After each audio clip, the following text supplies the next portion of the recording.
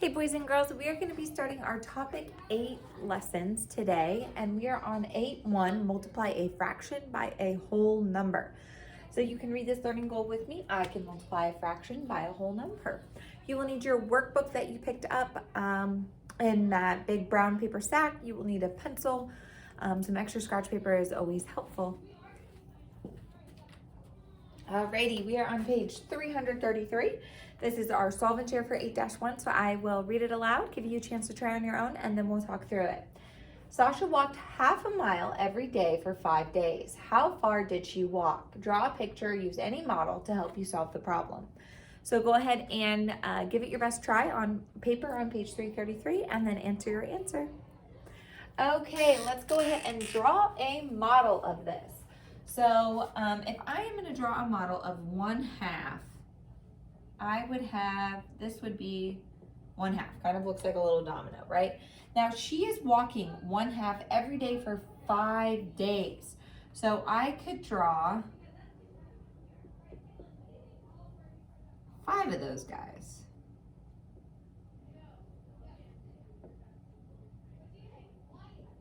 One, 2, 3, 4, 5.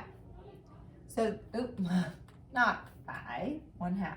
So this shows probably like what? Monday, Tuesday, Wednesday, Thursday, and Friday, where she is walking just every single day. It doesn't really tell us where she's walking. She's just walking. So then I can figure out, I can use these little models to help me put the halves together. And let me grab another Sharpie. Oop, here we go. I can put the models together in order to see how many total miles she's walked. So I can kind of use this purple to show, okay, I'm gonna put one hole right here, cross this one out, one hole right here, use my purple. So I have 1, 2.5.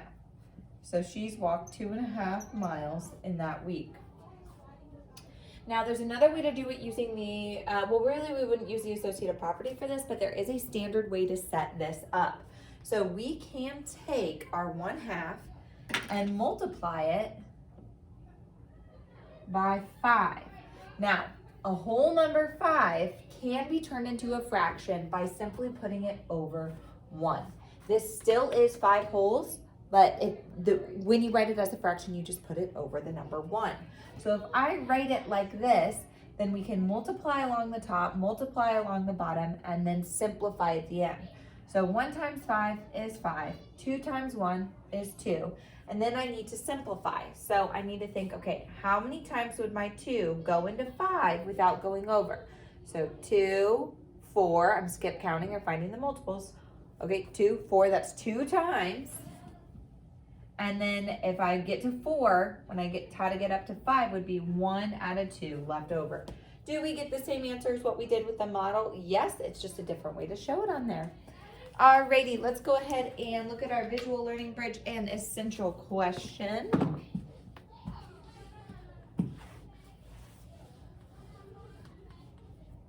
Alrighty, so we are on page 334. Make sure you flipped your page over and let's get started. What are some ways to multiply a fraction by a whole number? Joanne wants to make 6 batches of fruit punch. How many cups of orange juice does she need? I need to find 6 times my 2/3. So you need 2/3 a cup for 1 batch. So then you have to multiply that by 6 or list it out. We could use a little repeated addition too in order to find it. So let's take a look at how they model it down below on page 334. So one way to represent it is to use a repeated addition, and then this is similar to the models that I showed you for your solve and share. So they have 2/3, so there's 2 pieces shaded in out of 3, and they have 6 of them because that would represent the 6 different batches. You can almost imagine these are like little pitchers. So then if I use repeated addition here, they have 2/3 plus 2/3 plus 2/3 plus 2/3 plus 2/3 plus 2/3 plus 2/3. So they have it 6 times. So if I were to add 2, 4, 6, 8, 10, 12, we get 12 over 3. Now, they also looked at, okay, well, they're just going to take their 6 times 2. And so what you're really looking at here is kind of that little shortcut way I showed you on the last slide. You put your whole number over 1 and then multiply across on the top and then on the bottom, you're also going to get 12 over 3. So the repeated addition and the multiplication work the same way. So then they just have to simplify. So you might remember back to a previous unit when I told you that that fraction bar is like a division symbol. You're trying to see how many times 3 will go into 12. Remember, we wrote our fractions like that, and then our 12 goes in like 3 divided into 12. That's what you're doing here. And so there might be a remainder left over, and that would be the part of the fraction that's left over, and sometimes there's not. So in this situation, I like to put the little dots around to like remember in my mind it's division. 12 divided by 3 would give me 4, or 3 would go into 12 4 times. So you don't have a fraction left over. And if we wanted to show that on here, I could shade, shade, shade, and shade, and we'd have 1, 2, 3, and 4. Now the other way that they're showing this is not my favorite, but we're gonna look into it a little bit just so we can understand it, because we can still understand our associative property, even if it's not the best way that our minds work to solve it. So they have 2/3 here, and they're breaking that down into 2 times 1/3, and that's because 1/3 and 1/3, if I were to add it together, gives me that 2/3. So if you take 2/3 2 times, you get 2/3. So they just break it down there, and then they fill that in for this 2/3. So they have 6 times 2/3. And then they're taking this part and filling it in right there. And then they're going to use the associative property. Remember, we pretend our eyes are parentheses in associative property. And that's where you move your parentheses to a different part of the problem. So it was around the 2 and the 1/3, and then they put it around the 6 and the 2, so it's a little bit easier to multiply. And then they take their 6 times 2 to get 12, and then they did 12 times 1, and it's 12 over 1, so that can help. Putting your whole number over 1 is going to be one of the easiest ways to work through these. But so 12 times 1 gives me 12, and it's over 3 because 1 times 3 is just 3.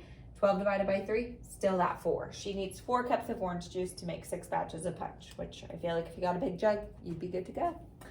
Okay, let's try a couple problems over on our guided practice. You need to make sure you have a pencil, you have your workbook out, and you are writing these down as I am writing them on the page.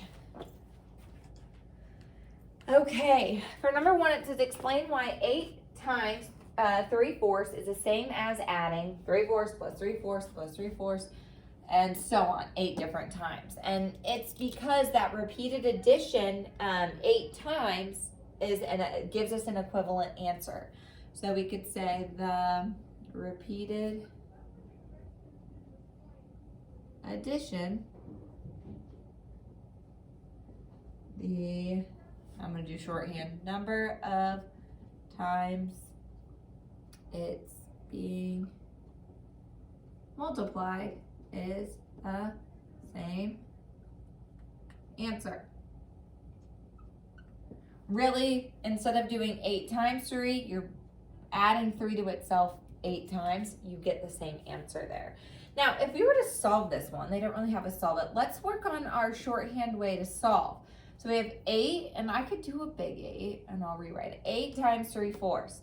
So remember, we can take our whole numbers and put them over 1, and that turns them into a fraction. It's still worth 8 wholes, but it makes it a little bit easier to multiply across the top and bottom without getting lost.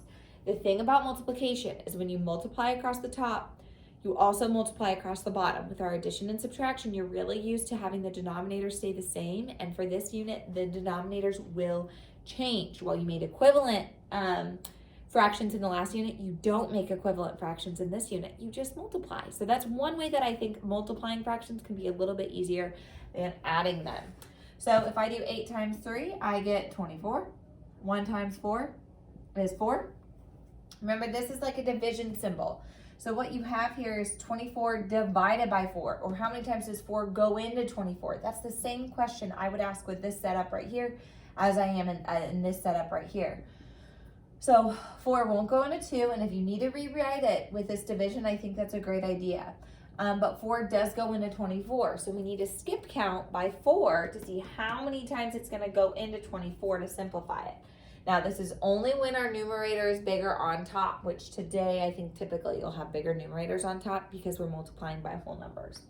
So we have 4, 8, 12, 16, 20, 24. So 4 goes into 24 6 times. That is our final answer. Now, you might notice, okay, if we start with 8 here and we multiply by a fraction less than 1, we get a smaller answer. And that's similar to our decimals because fractions and decimals are equivalent a lot. Like you can make an equivalent decimal to your fraction. It's not always pretty, but you can. But when we multiply by a fraction less than 1, our answer gets smaller. And that's always weird with multiplication because before 5th grade, we're used to, oh, when I multiply, my numbers get bigger. But that's changing a little bit now and something that you can be on the lookout for. Number 2 says, find 2 times 3/5 and shade the model to help you solve it. So I have 2 different models here. We've got 1, 2, 3, 4, 5 different sections. So that's going to match my denominator. And so then now I need to shade it, my numerator, 3. So we've got 1, 2, 3, 1, 2, 3. So then what I like to do, if I'm just using a model, is crisscross out my parts that don't make a whole and kind of add them to my other parts so I can visualize how I would combine them. And so crisscross out here. So we are going to have 1 whole. You guys see how that's all filled in? And then we just have 1 left over here. 1 out of 1, 2, 3, 4, 5. Okay, if I were to use my kind of shortcut method, which is always nice, we have 2 over 1 times 3 over 5. So 2 is our whole number. I'm going to multiply across the top. I'm going to multiply across the bottom. So 2 times 3 gives me 6. 1 times 5 is 5. That's an improper fraction, so I need to simplify it, reduce it down to a mixed number. So 5 goes into 6. Well, 5, 10, too big when I skip count. So 5 goes into 6 just 1 time. And the difference between 6 and 5 is 1. And then you keep that denominator the same when we make it into a mixed number. Okay, it says find 3 2/3 using repeated addition. So I'm going to take 2/3 3 times. So 2, 4, 6 as my numerator, 3 is my denominator. Remember, this is like a division symbol. So 6 divided by 3, or how many times does 3 go into 6? How many times does 3 go into 6? These are the same.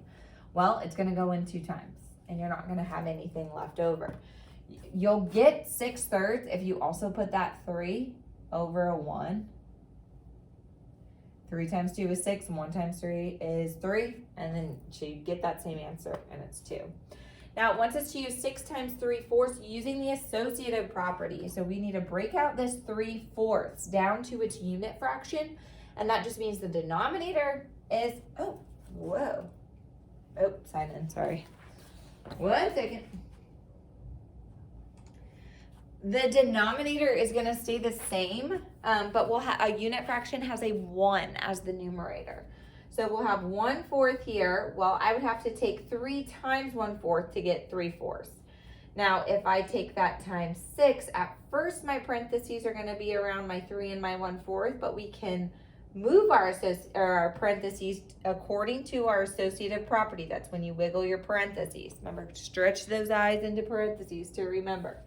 So then 6 times 3 gives me 18 times 1/4. And 18 times 1 is 18 over 4. And remember, that whole number can go over 1. 4 goes into 18. Well, I can skip count by 4. Remember, this is like a division symbol. 18 divided by 4, top to bottom. 18 divided by 4. 4, 8, 12, 16, 20. 20 is too big, so I got to go back to 4. And that's 16. So then to get to 18, that would be 2 out of 4 left over. Now, can I simplify that 2/4? Yes, I can. I can divide the top by 2 and the bottom by 2. They're both even numbers. So we get 1/2. And that makes sense because 2 is half of 4. Okay, I could have also done on this, but I'm going to show one more way. I know I got a lot of math up on the board. If I have my 6 times 3/4, I can also just stick my 6 over 1 right away. And it's like doing it with the associative property, but you're taking out a couple of the steps. So 6 times 3, sorry, would give me that 18. 1 times 4 is 4. So just a different way to visualize it there, but you'll still get that 4.5 by the end of it. Okay, boys and girls, go ahead and try your problems on Pearson, and I will see you in the math group to practice these problems.